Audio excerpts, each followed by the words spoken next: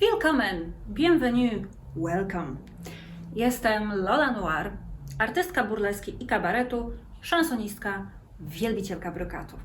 Dzisiaj chciałabym porozmawiać o temacie, który co jakiś czas przewija się w rozmowach o burlesce nie tylko w Polsce, ale też na świecie.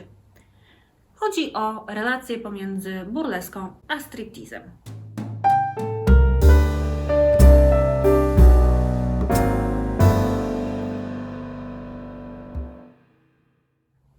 Żeby nie było, zdejmowanie z siebie ubrań, czyli strip, jest bardzo popularnym elementem burleski. Sama spotkałam się niestety z opinią, że to, co robię na scenie, to jest pokazywanie gołej dupy obcym ludziom za pieniądze. Żeby porozmawiać o różnicach i podobieństwach pomiędzy burleską i stripteasem, musimy sobie określić, co rozumiemy jako burleskę i striptease. Jeżeli chcecie się dowiedzieć, jak ja rozumiem pojęcie burleski, to odsyłam Was do mojego filmiku na ten temat, który znajdziecie zalinkowany w opisie, albo też w linku, który pojawi się gdzieś tu, albo tu. A jak zdefiniować striptease? Jeżeli striptease to czynność artystycznego, scenicznego zdejmowania z siebie ubrań, to tak, burleska jest rodzajem striptease'u. Jednak jeśli ktoś używa słowa striptease, to zazwyczaj ma na myśli rodzaj pokazu erotycznego, który można zobaczyć w nocnym klubie. Będę musiała wytłumaczyć, jak się zmieniała definicja striptease'u, prawda? Ask you how you are, you just have to say that you're fine when you're not really fine, but you just can't get into it because they would never understand. Niektórzy historycy doszukują się początków striptease'u w starożytnej Grecji i Rzymie. Stripteasem parały się wówczas kurtyzany, więc striptease był niejako elementem reklamy ich wdzięków. Wraz z dominacją religii chrześcijańskiej na świecie, striptease zszedł trochę do podziemia, chociaż swego rodzaju taniec, który dzisiaj nazwalibyśmy egzotycznym, istniał oczywiście na wschodzie, w krajach arabskich. W XIX wieku pojawiły się rewie taneczne, takie jak Moulin Rouge czy Folie Bergère, w których można było zobaczyć dość skąpo ubrane tancerki, a także tak zwane żywe obrazy. Te żywe obrazy były często inscenizacjami scen z mitologii, z różnych sztuk i można było sobie w nich pozwolić na pokazanie nieco więcej ciała. Zresztą tego typu rewie były wtedy jednym z nielicznych miejsc, w których można było zobaczyć roznegliżowane kobiece ciało. Wtedy też, czyli pod koniec XIX wieku, pojawiły się solowe tancerki, które z rozbierania się robiły główny punkt swojego pokazu. Robiły to na przykład na trapezie, albo szukały pchły, która gdzieś zawieruszyła im się w ubraniach.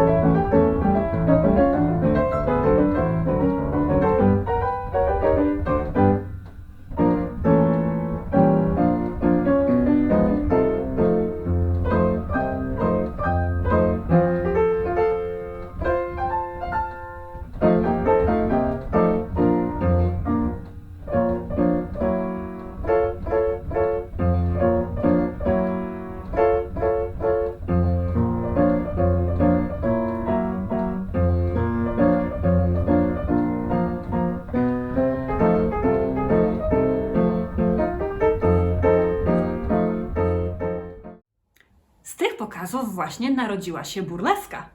W Stanach Zjednoczonych oczywiście cenzura szybko nakazała, co można, a czego nie można było pokazywać publicznie czy na scenie i stąd narodził się typowy burleskowy kostium składający się ze stringów i pasties, czyli nasutników.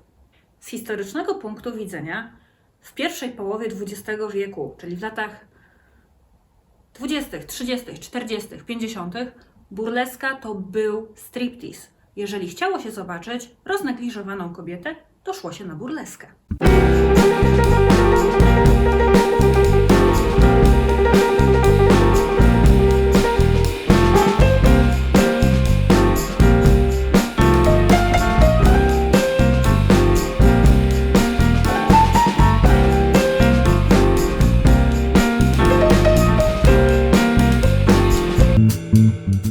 Poza Stanami Zjednoczonymi podejście do nagości było bardziej wyluzowane. Pojawiły się rewie topless, zresztą w Paryżu istnieją takie rewie do dziś. Ich przykładem jest na przykład Crazy Horse. W Wielkiej Brytanii do lat 60. obowiązywało prawo, które pozwalało pokazywać nagie ciała, ale tylko w bezruchu. Właściciele klubów próbowali obejść ten zakaz, wykorzystując w pokazach żywe zwierzęta, które zachowywały się jak dzikie, chociaż tak naprawdę były tresowane. Więc jeżeli występujące na scenie artystki zaczynały przed nimi uciekać, nikt nie mógł ich posądzić o oszustwo. Rozwój stripteasu w Wielkiej Brytanii został świetnie pokazany w filmie Prawdziwa historia króla przedmieścia o Paulu Raymondzie, który Wam bardzo gorąco polecam. Ale do rzeczy. W latach 60. prawa dotyczące cenzury w Stanach Zjednoczonych uległy sporemu rozluźnieniu. Zaczęły się pojawiać kluby go-go, w których występowały tancerki topless, czyli bez żadnych naklejek zakrywających sutki, a pod koniec lat 60. również bottomless, czyli zupełnie nagie. Czasy te uznaje się za zmierzch klasycznej burleski, chociaż cały czas występowały artystki wykonujące właśnie ten rodzaj pokazów. Od lat 60. możemy zatem mówić o istnieniu tego, co współcześnie rozumiemy jako striptease. W zależności od miejsca, klubu, obowiązującego prawa, tancerki występujące w tego typu klubach mogły występować topless, mogły występować zupełnie nago, mogły tańczyć na scenie, a mogły tańczyć tak zwany lap dance, czyli taniec, w którym tancerka siedzi bądź ociera się o kolana klienta, który nie może jej dotknąć. W latach 90. w klubach nocnych stał się popularny taniec na róże. No dobrze, więc na pierwszy rzut oka mogłoby się wydawać, że burleska i striptease są do siebie podobne. Mamy wspólny element zdejmowania z siebie ubrań przed publicznością. Historycznie burleska to był striptease. Ale czy współcześnie porównywanie burleski i stripteasu jest sprawiedliwe? Nie do końca. Pomiędzy stripteasem a burleską są jednak dosyć spore różnice. Jest taki dowcip, który lubimy opowiadać w widowni. Jaka jest różnica między performerką burleski a stripteaserką? Kostium stripteaserki mieści się w kieszeni, a performerka burleski przychodzi na występ z 2 walizkami. Striptease w tym współczesnym rozumieniu pokazu w nocnym klubie jest zwykle wykonywany dla publiczności w znakomitej większości cis-hetero-męskiej. Oczywiście istnieją też męskie grupy stripteaserskie, takie jak polscy Bad Boys, ale nadal jest to dużo mniej popularna nisza.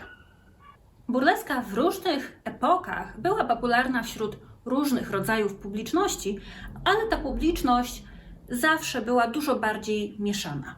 Współcześnie burleska jest dużo bardziej popularna wśród kobiet, co nie oznacza, że nie ma swoich fanów wśród mężczyzn.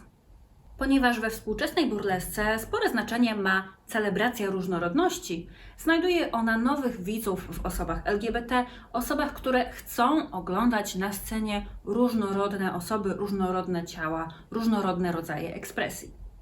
Kolejną różnicą między stripteasem a burleską jest intencja.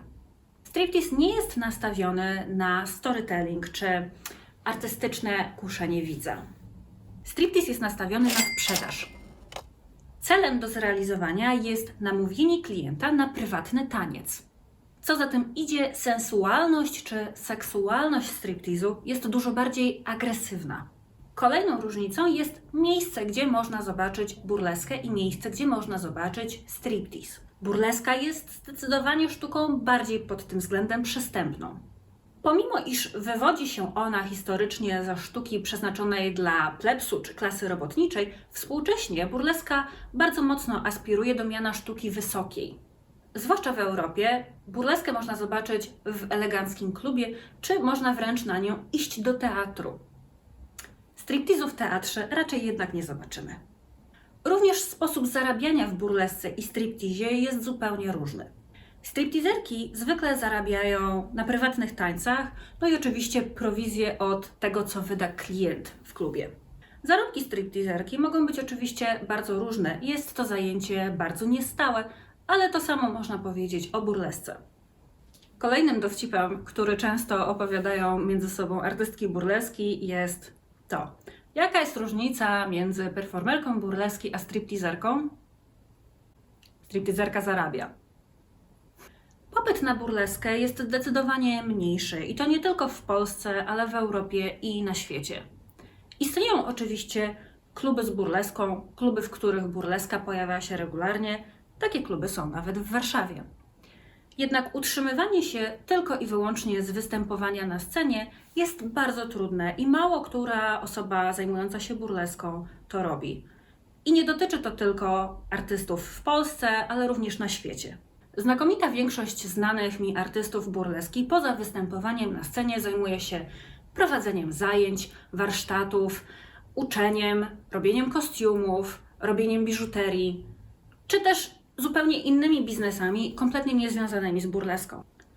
Nawet Dita Von Teese ma swoją linię bielizny. W burlesce zarobki są liczone z góry. Niezależnie od tego, ile osób przyjdzie na występ, stawka za pokaz jest zwykle ustalona odgórnie i dostanie się te pieniądze niezależnie od tego, ile osób pojawi się na show.